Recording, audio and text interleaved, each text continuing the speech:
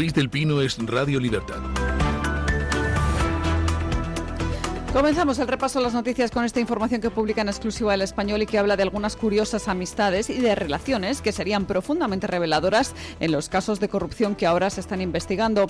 Algembrito Torres cenó en su casa el 9 de febrero de 2022 con José Luis Ábalos, su asesor Koldo García, y curiosamente con el constructor José Ruz, dueño de Levantina Ingeniería y Construcción. Esta reunión se produjo 4 días antes de que se licitara una obra pública valorada en 7 millones de euros que finalmente fue adjudicada a la empresa de José Ruz. Los mensajes del móvil de Koldo García, a los que ha accedido el diario El Español, muestran cómo él mismo coordinó la cena con Torres y gestionó el viaje de Ábalos y Ruz a Las Palmas. La UCO considera que Ruz pudo recibir información privilegiada sobre los pliegos de la licitación en esa cena. Y es que, pese a presentar la peor oferta económica, su empresa obtuvo la máxima puntuación en los criterios subjetivos. La obra adjudicada, la reforma del edificio Royal para la Agencia Tributaria Canaria, nunca se terminó. Levantina de Construcción entró en concurso de acreedores y abandonó los trabajos en 2023. Bueno. Pues tenemos a todo un ministro del Gobierno de España que en la fecha de los hechos era el presidente de la Comunidad Autónoma Canaria, gobernada por aquel entonces por el Partido Socialista, y que se reunió a cenar con Ábalos y con Pepe Ruz, el dueño de Levantina Ingeniería y Construcción, 4 días antes de licitar una obra que terminó llevándose Levantina Ingeniería y Construcción, pese a presentar la peor oferta económica. Esa empresa, Levantina Ingeniería y Construcción, está implicada en todo lo relativo al caso Cerdán, que está siendo instruido en el Supremo por el magistrado Leopoldo Puente. Está investigado el dueño de Levantina y Construcción por el presunto pago de mordidas a cambio de adjudicaciones.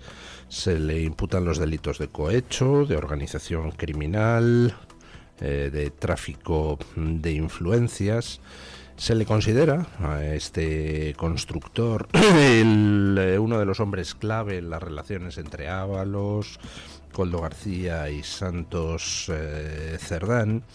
Se investigan indicios de que habría pagado o facilitado pagos a Koldo García, aunque este lo niega, y se le vincula al constructor a adjudicaciones irregulares de decenas de millones de euros. 80-90 millones de euros están en cuestión en lugares como Asturias, como Teruel, como Elche. La UCO tiene sospechas de sobrecostes, modificados, amaños, ofertas agresivas. Víctor de Aldama ya había señalado a este constructor por pagos de comisiones, aunque en sus declaraciones ante el Supremo el constructor Ruz lo ha negado varias veces, aunque sí que admitió contactos y peticiones para conseguir contratos. En estos momentos tiene retirado, si no me equivoco, el pasaporte. No puede salir de territorio de la Unión Europea.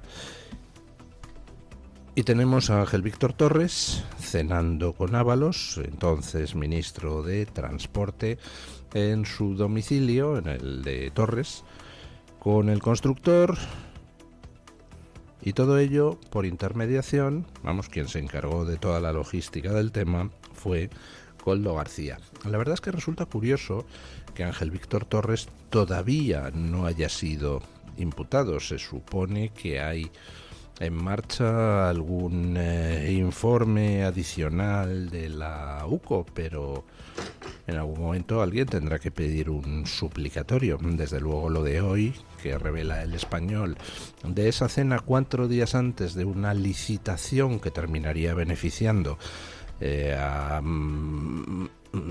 Ruz, pues hombre, es bastante, ¿cómo diría yo?, obsceno. 4 días antes de la licitación se reúnen el adjudicatario y el adjudicador. Hombre, pues no huele muy bien, ¿verdad? Bueno, Koldo se reunía con todo el mundo. La verdad es que el pobre hombre trabajaba como una auténtica bestia. No sé si tendría mucha formación, pero desde luego horas en el día para whatsappear, para llamar por teléfono y para reunirse con todo el mundo, desde luego echaba las que hicieran falta. Escuchen esta otra noticia de con quién se reunía Koldo y sobre todo escuchen hasta cuándo se estuvo reuniendo.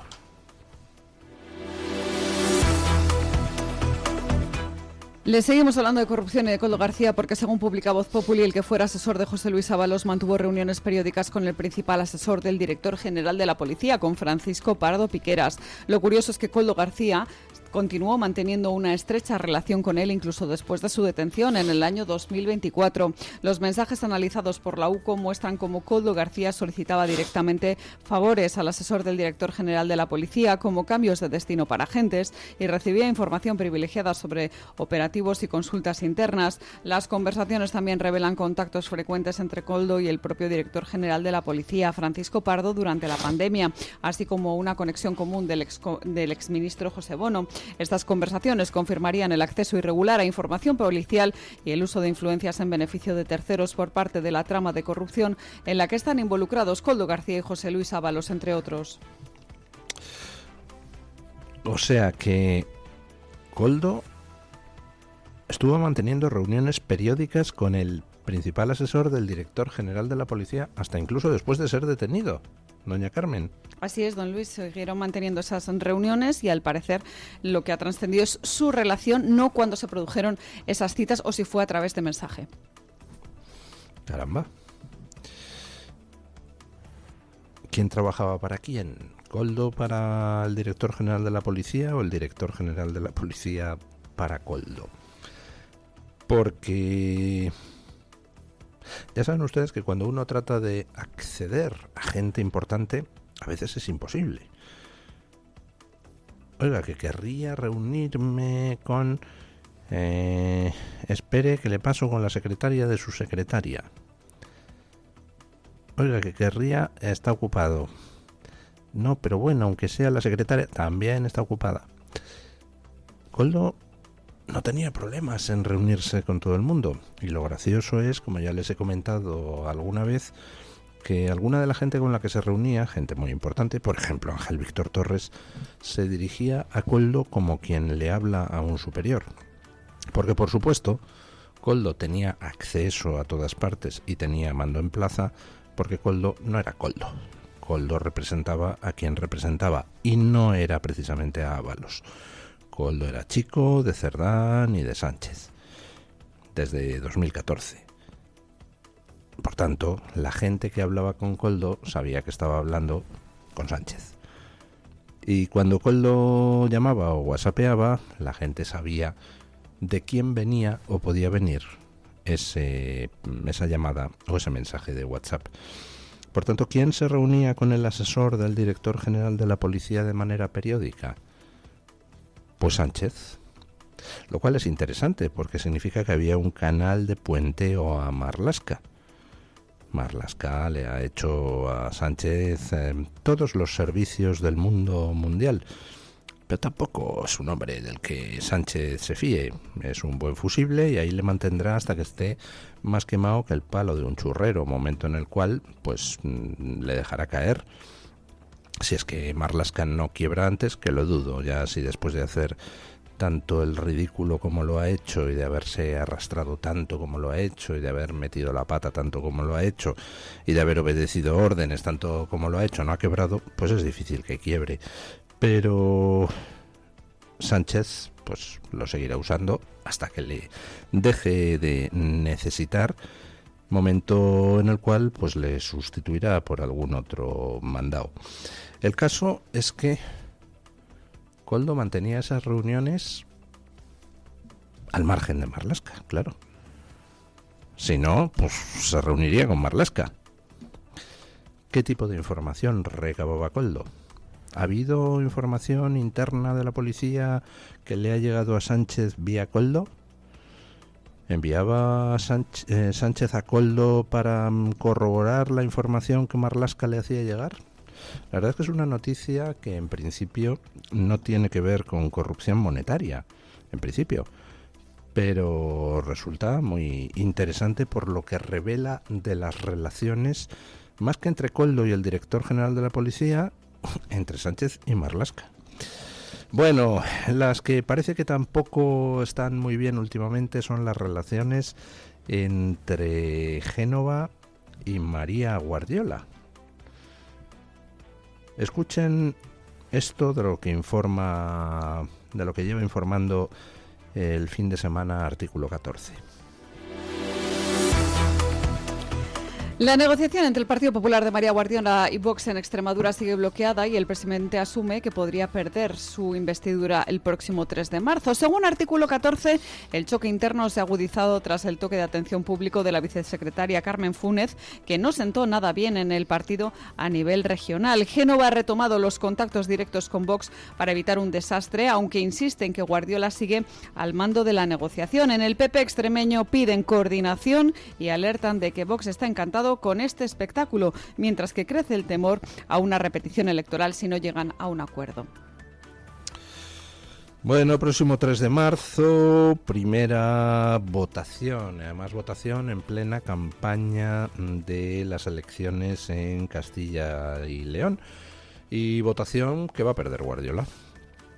Vamos, prácticamente seguro, sería muy raro que terminaran llegando de aquí al 3 de marzo a un acuerdo Vox y el PP en Extremadura. La verdad es que la cosa pues no ha ido bien encaminada desde el principio, y no ha ido bien encaminada porque ya venía mal encaminada desde 2023, desde aquellas elecciones extremeñas, donde al final pues María Guardiola no ganó, quedó segunda, con Vox podía formar un gobierno, pero resulta que en plena campaña de las generales a lo que se dedicó Guardiola fue a contribuir a la demonización de Vox por parte de Sánchez.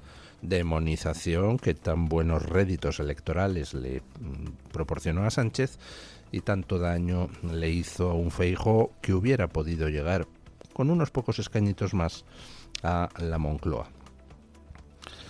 Bueno, la relación entre Vox y Guardiola es mala desde entonces y parece que no ha mejorado con el tiempo. En lugar de ser como los buenos vinos que con el tiempo mejoran, pues parece que es como los vinos malos, que con el tiempo se avinagran. Y después de estas últimas elecciones, pues no sé si por desencuentros personales, por la personalidad peculiar de Guardiola, porque Vox no se fía de ella, yo qué sé las razones, pero parece que no progresa o no progresaba el asunto y además se estaba ya enredando en cruces de reproches mutuos ante los medios de comunicación. Y los primeros pasos pues no han sido muy positivos. Por ejemplo, el hecho de que Guardiola pues no llegara a un pacto con Vox para la Asamblea de Extremadura, el hecho de que tampoco llegara a un pacto para el reparto de senadores autonómicos. Al final, pues parece que los desencuentros se han ido imponiendo y la negociación no avanza, lo que ha motivado que Génova intervenga. Y claro, eso plantea un problema, que es una desautorización de Guardiola en su propio feudo extremeño. Vamos, que la han dejado un poco a los pies de los caballos. Pero por otro lado, es que tampoco parece que haya demasiadas opciones. Si hay dos partes que no se fían la una de la otra o no se soportan la una de la otra, pues bueno, la figura del mediador es algo bastante extendido en todo el mundo. Y parece que Génova, es decir, el PP central ha decidido actuar como mediación para llegar a un acuerdo, porque en el resto de los sitios parece que se va a poder alcanzar un acuerdo sin ningún problema, empezando por Aragón, y lo de Extremadura pues es una especie de grano que está ahí cada vez más purulento y que amenaza con estallar, provocando otras elecciones a mediados de año. Después del 3 de marzo hay 2 meses de tiempo para poder tener otra investidura. Eso nos sitúa en el 3 de mayo. Si fallara esa segunda, si transcurre ese plazo sin que haya investidura, eso nos pondría en la necesidad de convocar elecciones el 3 de mayo, con lo cual a finales de junio tendría que volver a haber votación en Extremadura, y no creo yo que fuera el resultado muy favorable para el PP. Bueno, ¿recuerdan ustedes a Adamuz? Pues 7 personas siguen a fecha de hoy hospitalizadas. Escuchen. Nos vamos ahora a hablar de la tragedia ferroviaria de Córdoba, porque 7 personas, como les contamos, siguen hospitalizadas más de un mes después del accidente ferroviario de Adamuz, en el que murieron, como saben, 46 personas. Según la Consejería de Sanidad andaluza, entre los ingresados hay un menor de edad en planta en el Hospital Reina Sofía de Córdoba y un adulto en la UCI del Regional de Málaga. El resto se reparten entre hospitales de Córdoba, Huelva y Málaga. En total, 126 personas fueron atendidas tras el siniestro, con 118 altas registradas. Una de las víctimas falleció en la UCI del Reina Sofía, elevando a 46 el balance definitivo de muertos. 7 personas siguen hospitalizadas un mes después del accidente. Y seguimos sin tener todavía a nadie imputado dentro del Ministerio de Transportes. Ese día parece que falló todo. Parece que fallaron las vías, parece que fallaron los sistemas de comunicación de Adif, falló absolutamente todo. Y si falló todo, pues todos sospechamos que es porque el dinero que tenía que haber ido a mantenimiento se lo gastaron en otras cosas, algunas de ellas poco santas, y porque al final esta gente que nos gobierna no ha hecho más que poner perfectos incompetentes en todos los puestos de decisión, relegando a quienes sí saben de los temas. Resultado, pues 46 personas han fallecieron, y otras 7 siguen hospitalizadas un mes después. Y mientras tanto, se repite con Adamuz el patrón del gran apagón. Todos sabemos quién es el responsable, pero parece que en la justicia pues no tienen demasiada prisa, ¿no? Si se hubiera tratado de un ministerio del PP, si se hubiera tratado de un apagón que se hubiera producido con el PP en el gobierno, si se hubiera tratado de un accidente que se pudiera imputar a alguna comunidad autónoma gobernada por el PP, ya tendríamos 35 jueces progres abriendo causas y amenazando con procesar a todo el mundo, hasta el presidente del gobierno. ¿Qué cosas pasan cuando el Partido Socialista es el único potencial, el único posible responsable de una catástrofe?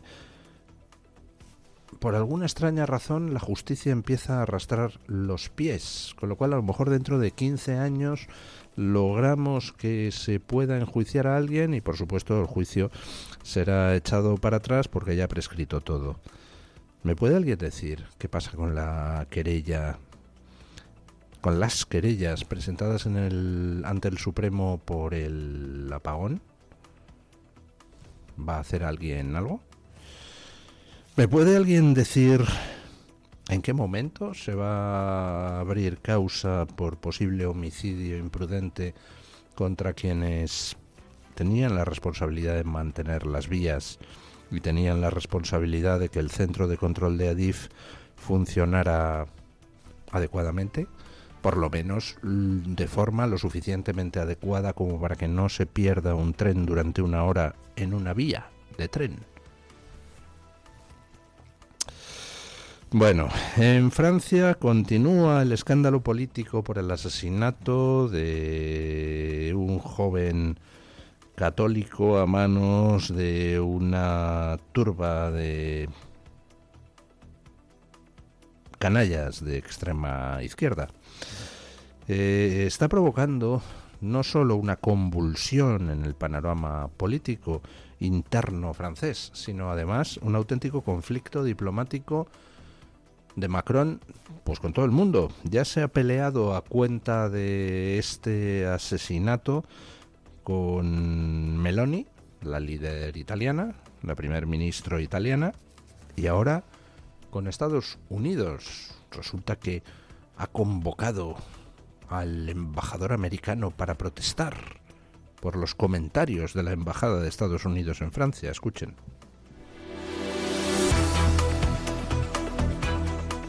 En la información internacional les contamos que Francia ha convocado al embajador de Estados Unidos en París después de que la embajada estadounidense acusara a militantes de extrema izquierda de matar al joven ultraderechista Quentin, fallecido tras una paliza en Lyon. El ministro de Exteriores ha denunciado que Washington está instrumentalizando la tragedia y afirmó que Francia no acepta lecciones de la internacional reaccionaria. El caso ha tensado también las relaciones con Italia. Giorgia Meloni calificó el crimen como una herida para toda Europa, unas palabras que Emmanuel Macron le ha reprochado abiertamente. La muerte de Quentin en plenas elecciones municipales en Francia ha conmocionado al país, con manifestaciones de homenaje en Lyon y con mucha tensión política en la calle. Bueno, tremendo lo que está pasando, porque es una reproducción de lo de Charlie Kirk, pero a escala europea.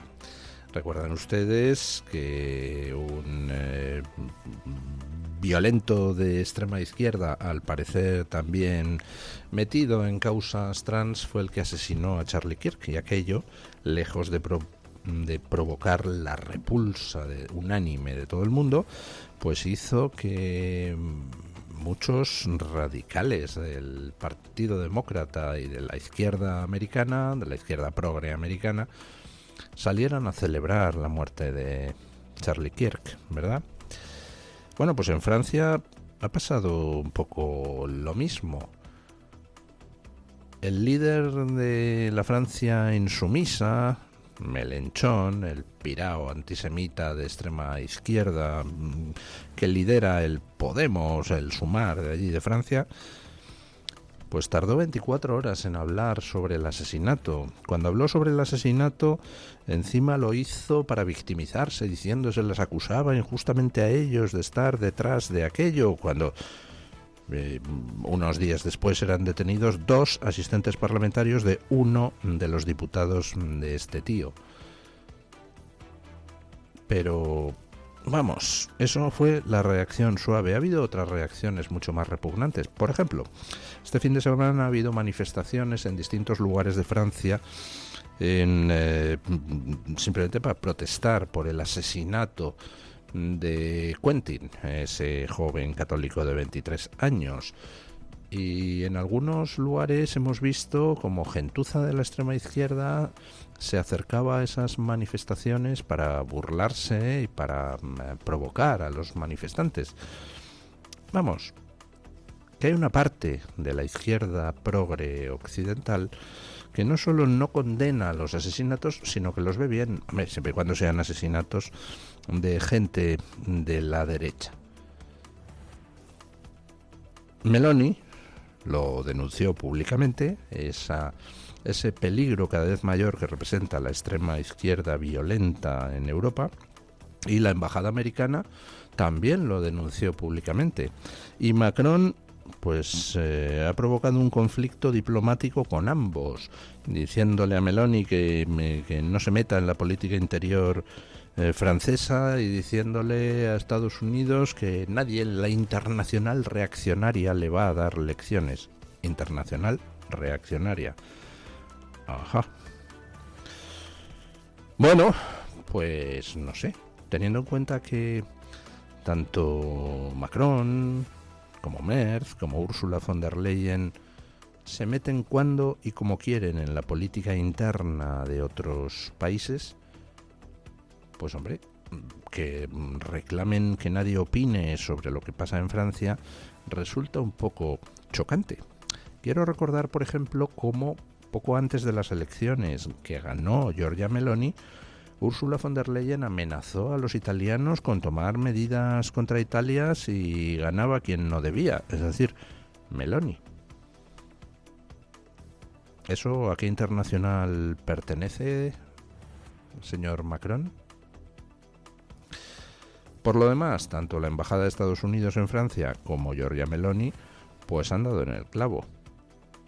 La extrema izquierda es un peligro en Europa. Hay muchísimos más asesinatos de la extrema izquierda que de la extrema derecha. La extrema derecha en estos momentos es algo absolutamente residual en todas partes. Lo que no es residual es la extrema izquierda, que por desgracia en estos momentos gobierna o condiciona gobiernos en muchas partes de Occidente. Por ejemplo, en España, donde gobierna un tío que se llama Pedro Sánchez con el brazo político de los asesinos de 800 españoles. Sin ir más lejos. Bueno, vamos con don Williams Perdomo para que nos cuente qué trae hoy Voz Media en portada. Buenos días, don Williams. Muy buenos días, amigos de Mañanas en Libertad. En Voz seguimos informando sobre las noticias más importantes de Estados Unidos y el mundo. En esta oportunidad encontrarán que el gobierno mexicano confirmó que las fuerzas especiales del Ejército y la Guardia Nacional abatieron al peligroso narcotraficante Nemesio Oseguera Cervantes, alias El Mencho, líder del cartel de Jalisco Nueva Generación, durante un operativo en el municipio de Tapalpa, en el estado de Jalisco, con apoyo del aparato de inteligencia de los Estados Unidos. La situación ha generado violencia en varias zonas del país.